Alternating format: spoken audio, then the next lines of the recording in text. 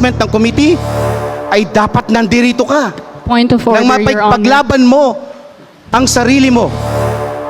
Nandito ka nga, pero umalis ka naman ng maaga. Point Hindi of pa order, tapos ang Your session. Honor. Pwede tapusin ko ang salita ko? At kagalang-galang, Juliana Ray Ibay. Ginoong Tagapangulo, mayroon po tayong 28 konsehal na naririto para sa ika-153 regular na sesyon. 28 miyembro ng konseho ang sumagot sa unang pagtawag ng kalihim. Meron po tayong quorum. Magandang hapon po mga kasama. Nais ko pong magsalita sa harapan ninyo bilang presiding officer at kasama nyo rito sa konseho. Sa mga nakaraang session, tila nagkaroon ng pagbabago sa ating samahan. Naging magulo tayo. Nag-away-away, nagkasagutan, nagkasakitan ng damdamin, at laganap na ang paninira sa labas ng August Chamber na ito. Sa kabila ng lahat ng yon, nanatili akong tahimik at patas sa abot ng aking makakaya.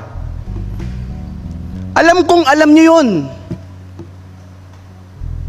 Ako naman ang maglalabas ng saloobin. Sana pakinggan nyo naman ako katulad ng pagkinig ko sa inyo. Alam kong alam ninyong marespeto, mapagpasensya at magalang ako. Pero wag sana ninyong tingnan ito bilang kahinaan ko. Kita nyo naman siguro, hinahayaan ko kayong magsalita dahil karapatan nyo yan bilang mga konsehal. Alam nyo po, sa loob ng 17 years ko bilang parte ng legislatura, ngayon lang ako nakaranas ng ganito. Ni minsan hindi ko naranasan na mabastos. Ngayon lang. Ni minsan hindi ko narinig ang isang congressman o konsehal na pag nagdeklara ka ng recess, may sumisigaw na kainan na. Kainan na naman. Recess na naman. Kapag nag-recess ang presiding officer, prerogative niya yon. Ni minsan, hindi pinilit ng mga congressman o konsehal na mag-decide ang isang presiding officer tungkol sa mga bagay na hindi naman dapat niya ito pagdesisyonan. Dahil hindi naman tayo husgado. At minsan, hindi sila sumagot o nagsalita ng pabalang o bastos. Dahil tinuturing namin sagrado ang session hall sa Kongreso, na dapat ay ganun din ang trato natin dito sa bulwagang pulungan. Napakalinaw, mga kasama, napakalinaw ng internal rules na bilang presiding officer, hindi ako pwedeng sumagot sa mga tanong na maaring maging debate. Malinaw. Sa tingin ko naman, maganda naman ang mga naging karanasan ko bilang parte ng legislatura para magampanan ko ang pagiging ama sa konsehong ito. Ang sangguniang panglunsod na Maynila ay may pangunahing tungkulin na maglahad at magpasa ng legislatura para sa lungsod. Hindi ito entablado para sa kanya-kanyang pang-interest lamang. Alam kong nasasaktan kayo sa mga nangyayari. Katulad ko, nasasaktan din ako na makita kayong ganyan. Una sa lahat, ang nananaig po dito sa konseho ay galing sa boto ng mas nakararami sa inyo. Ang ruling ko ay base lang sa napagkasunduan ninyo. At kung may hindi sumasang-ayon, mas mainam na ilahad nyo ito sa mga kapwa nyo konsehal o i-divide ang house. Mga kasama, huwag sana nating kalimutan na tayo ay mga lingkod bayan na inalal, minahal, sinuportahan, pinagkatiwalaan ng mga Manileño para ipaglaban ang karapatan nila, para itaas ang antas ng buhay nila. at para pakita sa kanilang karapat dapat tayong maging huwarang lingkod Manileño. Sabi nga ni John F. Kennedy, ask not what your country can do for you. Ask what you can do for your country. Lagi dapat para sa bayan, hindi para sa sarili. Magmula nung bumalik tayo ng session nitong Agosto, wala na tayong pinag-usapan ng matino dito. Bakit ba tayo umabot dito, mga kasama? Dati magre-recess lang ako, mag-uusap lang kayo, magkakaintindihan na kayo. Pero ngayon hindi na. Wala na. Paulit-ulit yung sinasabi na kayo mga konsehal na magtatrabaho para sa distrito nyo at para sa lungsod. Pero tila iba na ang pinagtutuunan nyo ng pansin sa konseho. At matapos nyo mag-google ng oras para ipaglaban ng mga hindi naman related sa ating agenda o matters to discuss, bigla na lang kayong aalis sa kalagitnaan ng session. Hindi pa tapos. Saksi ako doon dahil nakikita ko ang pagod ng mga kasama natin sa City Council. Bawat session na umaabot hanggang gabi. Pwede bang pag-usapan natin muna kung ano ang nasa agenda natin? O kung ano ang mga ilalahad na usapin? At pagkatapos nito, doon nyo ibuhos yung saloobin nyo na mga galing sa puso ninyo. Pakiusap sa ating mga konsehal, mga kagalang-galang na konsehal. Sana naman, panindigan nyo mga salitang binibitawan nyo rito. Unahin natin ang kapakanan ng lungsod. Unahin natin ang mga Manileño. Dahil sila ang naglagay dito sa atin sa kinakatayuan natin ngayon. Pero iba po tayo sa Senate at Congress. Dahil ang presiding officer nila doon ay sila mismo ang bumuboto. Dito, batang Manileño ang bumuboto sa presiding officer.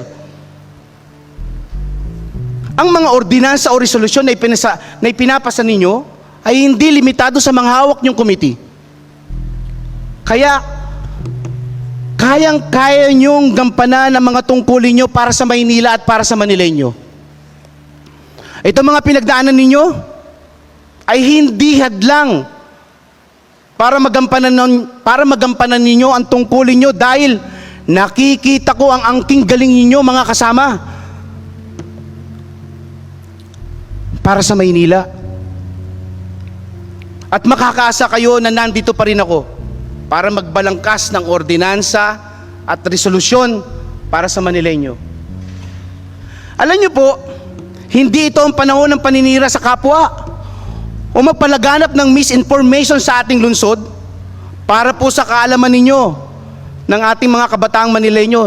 Hindi ko po iniipit ang pondo ng SK at walang katotohanan ang kahit anong paratang na kumakalat laban sa akin. Bakit ko iipitin ang pondo ng SK? Hangarin ko nga dumami ang programa nila para sa kabataang Manileño. Alam nyo, gusto ko sanang sagutin kayo tulad ng dati. Kaso nalulungkot ako. Nalulungkot ako kung paano kayo magsalita. Parang hindi nyo na ako ginagalang. Hindi ko kayo pinipigilan magsalita.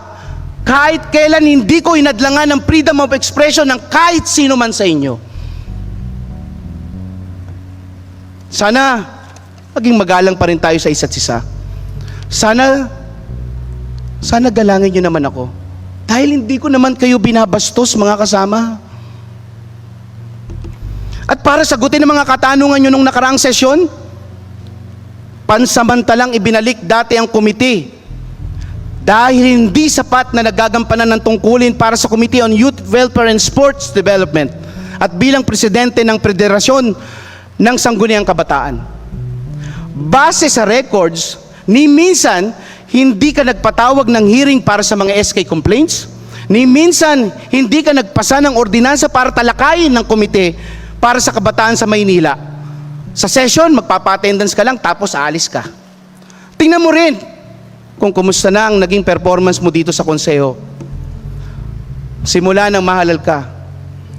At ang mas pinakamalaking pagkukulang mo, ay imbis na tapusin mo ang session at matuto ka mula sa mga kapwa mong magagaling na veteranong konsehal, tila halos lahat ng session days, late ka. O sadyang hindi mo tinatapos ang session? Inalal ka ng mga SK chairman para maging boses ng kabataan sa konseho. Pero ayon sa records ng ating konseho, sa loob ng 10 buwan, wala pa tayong ordinansang natalakay para sa kabataang Manileño na ipinaglalaban nyo rito. Nung araw ng session na pinagdidesisyonan na ibalik sa dating arrangement ng committee, ay dapat nandirito ka. Point of order, Nang Your Honor. mapaglaban mo ang sarili mo. Nandito ka nga, pero umalis ka naman ng maaga. Point Hindi of pa order, tapos ang Your session. Honor. Pwede tapusin ko ang salita ko? Binigyan ka ng pagkakataon na pamunuan ng committee ito, pero hindi mo binigyan ng hustisya ang tiwalang ibinigay sa iyo bilang representante ng Kabataang Maynila.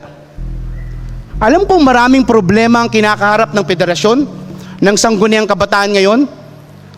Sana unahin mong bigyan lunas sa mga ito, nang sa gayon, mas maging mabuti kang leader para sa kabataan. Ang hangarin ko lang ay mas maging magaling ka at matuto ka mula sa mga karanasan mo dito. Huwag mo sanang pabayaan ang tungkulin mo. Sabi mo nga, and I quote, Your Honor, ito pong tinanggalan yung committee sa akin ay applicable din sa mga SK chairman ng buong lungsod ng Maynila.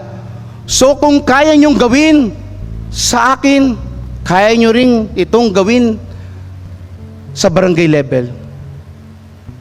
Sa paanong paraan kita tinanggal? Nag-rule lang ako sa desisyon na mas nakararami sa inyo? Naniniwala ako na kayo ang pag-asa ng bayan. Sana hindi mo ito makita bilang isang hadlang na dapat mong gampanan na tungkulin. Bagkus, pagkakataon ito para muling patunayan ang sarili mo sa mga kapwa mo SK. Sa ating mga kagalang-galang na kasama, alalayan po natin ang ating bunso. Bunso natin yan. Sa mga dapat niyang gawin bilang representante ng kabataan. Siya dapat ang tinitingala sa pagpapamalas ng kababaan at kabutihan ng loob bilang isang batang Manileño.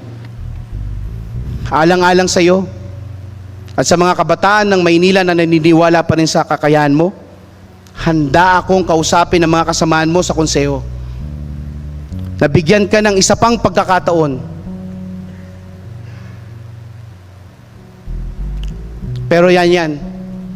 Pakiusap ko lang sa iyo Sana naman kapag binigyan kanila ng isa pang pagkakataon, you make bawi, anak. Sa akin mga kasamang konsehal, mga anak, tingnan niyo sa sarili niyo ang mga performance niyo sa konsehong ito sa mga nakaraang araw. Nabigyan pansin niyo na ba ang mga issue na hinaharap ng ating lungsod? Na nakatulong na ba kayong mag-angat ng antas ng buhay ng Manileño sa pamamagitan ng legislatura? Sana nga ba napunta ang oras na dapat ay maglingkod tayo sa bayan? At makakaasa kayo na kahit anong mangyari, mananatili pa rin akong patas at magro-rule sa konsensus ng nakararami sa inyo. Magro-rule sa konsensus ng mas nakakarami sa inyo. Dahil yan ang tungkulin ko bilang presiding officer. Bagamat kayo ay nakakasakit na ng damdamin, tinuturing ko pa rin kayong mga anak, maski may mas matanda pa sa akin dito. Dahil pinalaki ako ng magulang namin na maging magalang sa kapwa. Kaya sana, huwag niyong isipin ng kabaitan ko ay kahinaan ko. Dahil lahat ng sobra may hangganan din. Baka makasakit pa ako ng damdamin at ayokong mangyari yon. Moto proprio, I will adjourn the session. Session adjourned!